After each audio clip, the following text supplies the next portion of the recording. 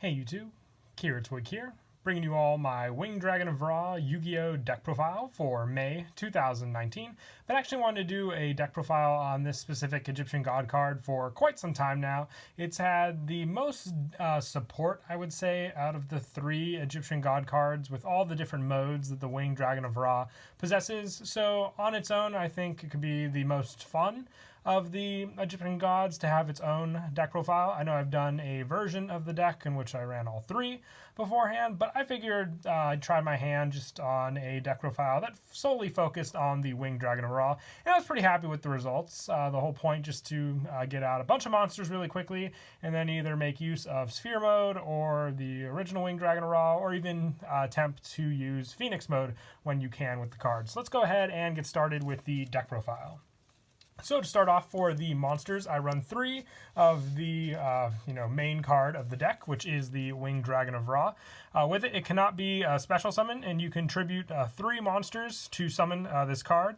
It cannot be set on the field, and the normal summon of this card cannot be negated. And when this card is normal summon, spell and traps and other monster effects cannot be activated. And when this card is normal summon, you can pay life points up to 100 and have this card gain the amount that you paid equal to that. And then you can also pay 1,000 life points to destroy one monster on the field. So in total, I definitely would say that Ra had the most effects changed of all the Egyptian God cards. For the fact that you can't special summon it, I know Merrick's main play with this card was to use Monster Reborn to special summon this card back multiple times, but sadly you're not able to with this one. So the main focus is to get out the Winged Dragon of Ra either with the Tribute, or if you use Sphere Mode, at least when you summon it out with Sphere Mode, its attack becomes 4,000. Speaking of Sphere Mode, we also run three of this card in the deck. I decided to also do this deck profile now since Phoenix Mode and also Sphere Mode are much easier to get because of dual power.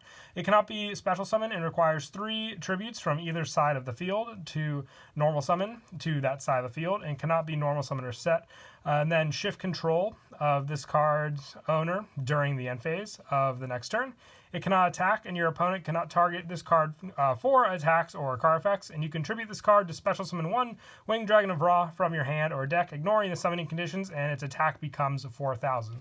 So I would say this is probably one of the most surefire ways to get a strong Winged Dragon of Ra out on the field. It can also take care of your opponent's monsters, depending on if they have a pretty big board setup as well, which can really ruin a lot of their plans for their cards, as long as you want to make sure that when you give them to them that they don't obviously use it for another type of summoning, because then you want to shift control to use so you can summon out Winged Dragon of Ra.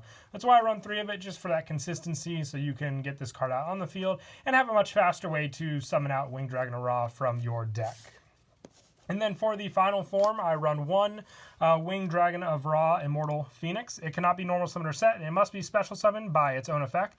If the Winged Dragon of Ra is sent from the field to the graveyard while this card is in your graveyard, you can special summon this card, and card and effects cannot be activated in response to this card's activation. And this card is unaffected by other card effects, and you can pay 1,000 life points and one monster on the field or graveyard, and once per turn during the end phase, send this card to the graveyard. And if you do special summon one Winged Dragon of Ra Sphere Mode from your hand, deck, or graveyard, ignoring the summoning conditions. I only run one of this card, mostly for the fact that to set this card up, I need to get it into the graveyard. So with a couple cards that I run in the deck, including the extra deck when need be, to just get it set up in the graveyard to use is usually the play to go for to summon it out. It's not as consistent as Sphere Mode or Winged Dragon of Ra. That's why I just like to run the one of it to have the option to go into it when I can.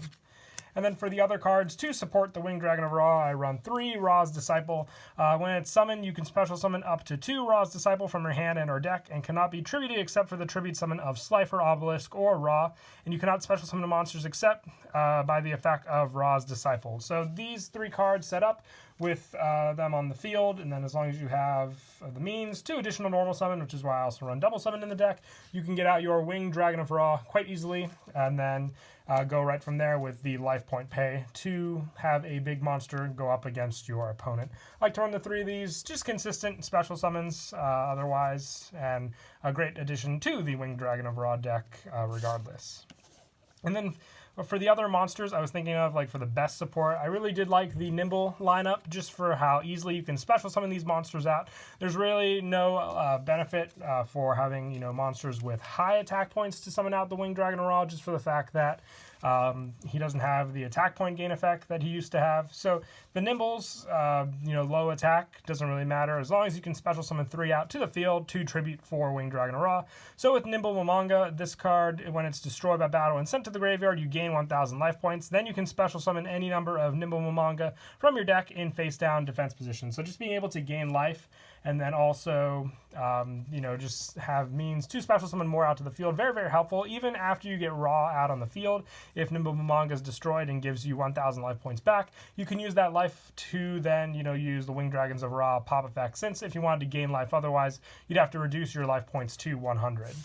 And then for additional Nimble support, I also run 3 Nimble Angler. If this card is sent from the hand or deck to the graveyard, you can special summon up to 2 level 3 or lower Nimble monsters from your deck except Angler. So you have more special summon options with this card when it's sent from the hand or deck to the graveyard. So pretty easy there with, once again, our go-to card, Foolish Burial. For the set, other than that, you have this card to rely on for some other Nimble cards like Nimble Beaver, probably one of the best ones in the deck. When it's normal summon, you can special summon 1 level 3 or lower Nimble monster from your deck or graveyard. So just an easier special summon with this card. So very, very helpful to run 3, and the one I do prefer to open up in the game as well.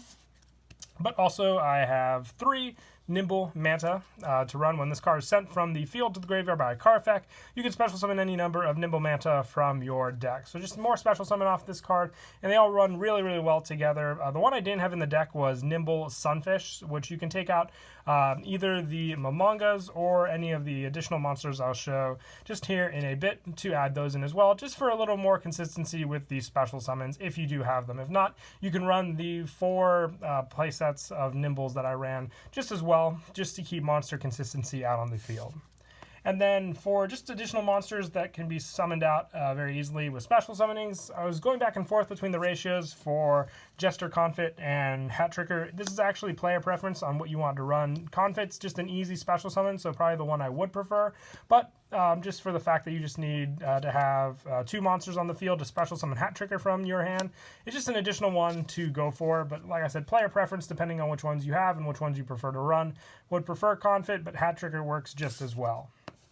And then lastly, for the monsters, I also run 3 Junk Forward. If you control no monsters, you can special summon this card from your hand. Pretty standard, easy special summon. I also run the Reinforcements of the Army, just as an easy search to having guaranteed special. And then if I have some other cards, like opening up this card, then also being able to normal summon Nimble Beaver and get another special summon, having Winged Dragon of Ra in my hand, and that double summon can make your play go off very quickly.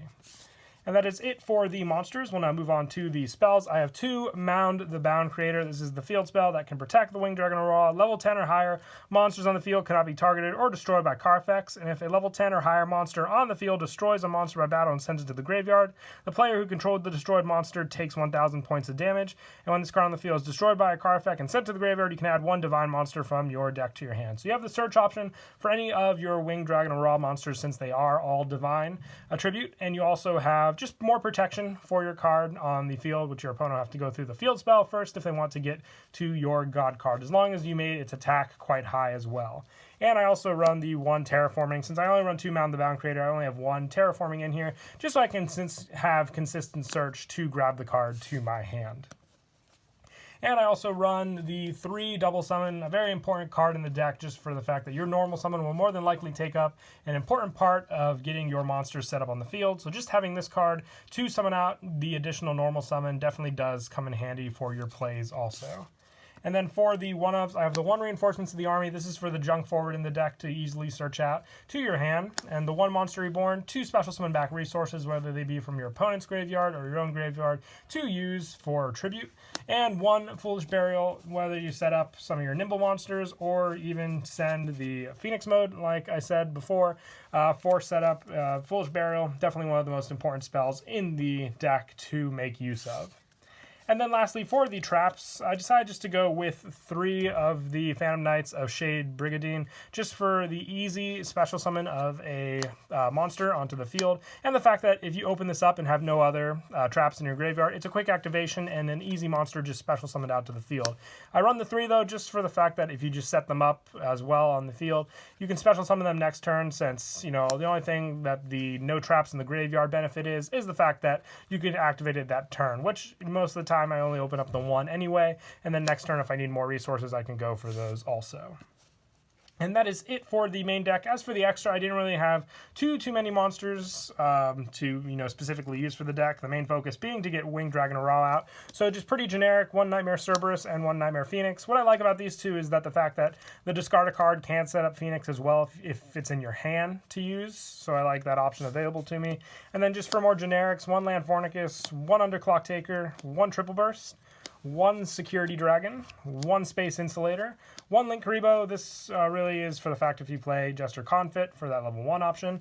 Also 1 Topologic Trisbana, 1 Boral Sword, 1 Boral Load, and 1 Saryuja. And then just to go with some of the nimbles, I run a small rank 2 lineup, so 2 Phantom Knights of Cursed Javelin and 1 Gachi Gachi Gon Tetsu. Just exceed options if you need more of an offensive play that doesn't revolve around Ra, if you haven't opened up the card or something like that. Just something to go with along with the Link monsters we run in the deck also.